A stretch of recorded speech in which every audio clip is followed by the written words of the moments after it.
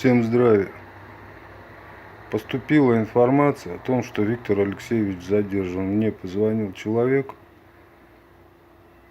и сказал, что на одном из каналов появилась такая информация. И я тут же набрал Виктора Алексеевича, и он мне пояснил, что ему вменяют организацию публичных мероприятий,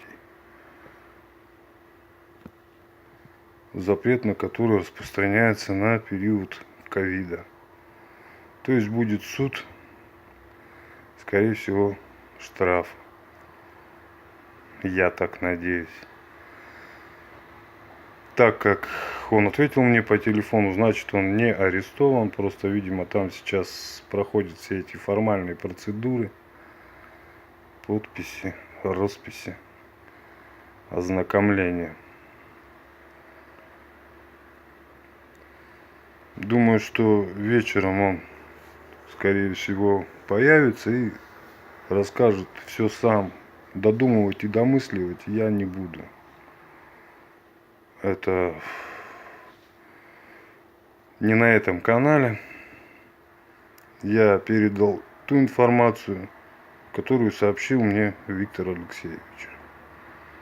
Теперь по мне, я получил временное удостоверение личности, срок действия которого составляет 1 месяц до получения паспорта.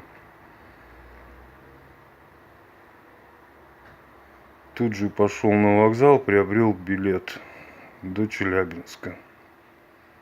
Ближайший поезд это 21 числа, 21 августа.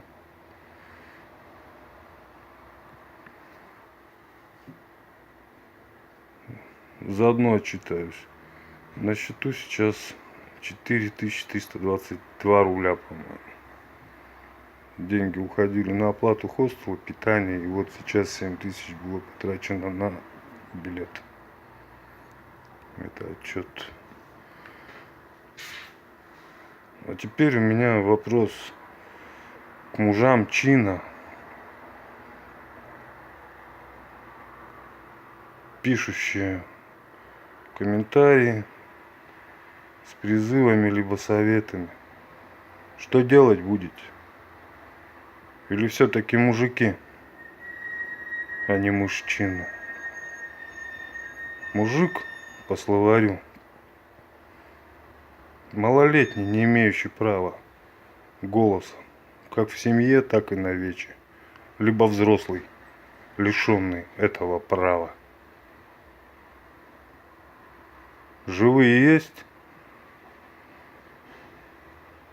Раз больше нет здесь живых, значит мертвые встать. Слава роду, уруй, айхал.